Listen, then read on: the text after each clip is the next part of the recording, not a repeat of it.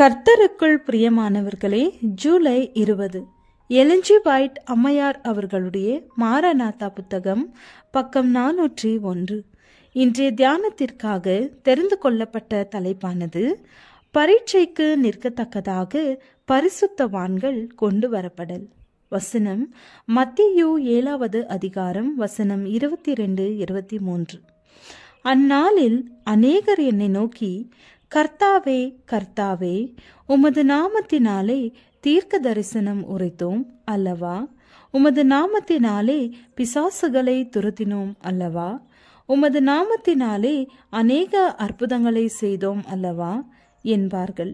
அப்பொழுது நான் ஒரு காலும் உங்களை அறியவில்லை, அக்கிரம செய்கைக்காரரே, என்னை விட்டு அகன்று போங்கள் என்று அவர்களுக்கு சொல்லுவேன்.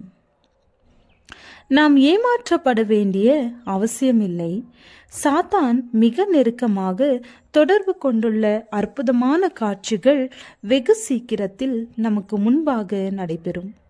சாத்தான் அற்புதங்களை செய்வான் என்று தேவனுடைய வார்த்தை உறுதியாக கூறுகின்றது. மக்களை வியாதிப்பட செய்வான். பின்னர் சாத்தானிய வல்லமையின் மூலம் திடீரென அந்த வியாதியை அகற்றி போடுவான்.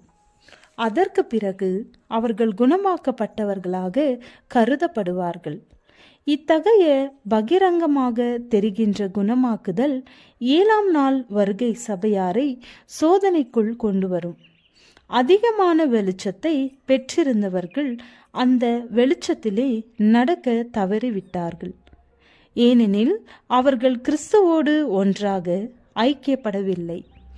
மிகுந்த துன்பத்திலும் தேவனுடைய உறுதியான வாக்குத்தத்தங்களுக்காக நமது மக்கள் அழுது மன்றாடி ஜெபித்து கொண்டிருப்பதை நான் கண்டேன்.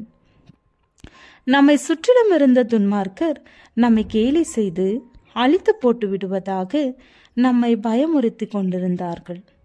நமது நலிந்த நிலை பற்றியும் நமது குறைவான எண்ணிக்கை பற்றியும் பரிகாசம் செய்து கொண்டிருந்தார்கள். நம்மை அதிக வேதனை படுத்தத்தக்கதான வார்த்தைகளால் அலைக்கழித்து கொண்டிருந்தார்கள். உலகத்தார் அனைவரினின்றும் பிரிந்து ஒரு தனித்த சுயாதீன நிலையில் நாங்கள் இருப்பதாக நம்மை குற்றச்சாட்டினார்கள்.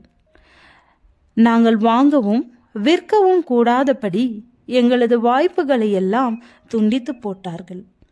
நமது இழிந்த தரித்திர நிலையையும் நோயுற்று பாதிக்கப்பட்ட நிலையையும் சுட்டி காட்டினார்கள். நாங்கள் உலகின் மீது சார்ந்திருந்தோம். உலகின் பழக்க வழக்கங்கள், நடைமுறைகள், சட்டங்கள் ஆகியவற்றிற்கு கண்டிப்பாக ஒத்துப்போக வேண்டும் அல்லது அதை விட்டு வெளியே போய்விட வேண்டும். இந்த உலகின் உதவியின்றி நாம் எப்படி வாழ முடியும் என்பதை அவர்களால் காண முடியவில்லை. ஆண்டவரால் ஆதரிக்கப்பட்டவர்களாக இந்த உலகத்தில் நாங்கள் மட்டுமே வாழ்ந்து கொண்டிருப்போமானால் தோற்றங்கள் எல்லாம் எப்படி பயங்கரமான விதத்தில் எதிராக இருந்தன.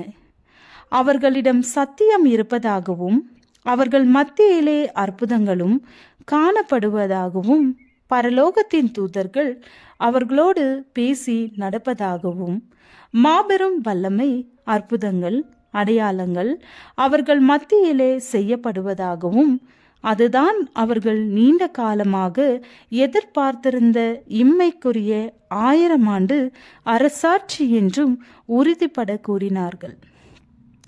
முழு உலகமும் திருப்பப்பட்டு ஞாயிறு சட்டத்தோடு இணைந்து சென்றது. ஆனால் இந்த சிறிய நலிந்த கூட்டம் நாட்டின் சட்டங்களை எதிர்த்து நிற்கின்றது. தேவனுடைய கட்டளைகளுக்கு கீழ்ப்படிந்து இந்த பூமி முழுவதிலும் தாங்கள் மாத்திரமே சரியானவர்கள் என்று உரிமை கோருகிறது. அற்புதங்களை செய்வதினால் தேவனுடைய மக்கள் தங்கள் பாதுகாப்பை பெற்றுக்கொள்ள மாட்டார்கள். அந்த நபர் செய்கின்ற எந்த அற்புதமானாலும் அதை சாத்தானும் கூட போலியாக செய்து காட்டிவிடுவான். எழுதப்பட்டிருக்கிறதே என்ற ஜீவனுள்ள வார்த்தையின்படி நிற்பதை அவர்கள் தெரிந்து கொள்ள வேண்டும் என்பதை. ஜெபம். கர்த்தாவே, எங்களது குறைகளை நிவர்த்தி செய்ய வல்லமையுள்ளவராக இருப்பதால் உம்மை ஸ்தோத்தரிக்கின்றோம். ஆமென்.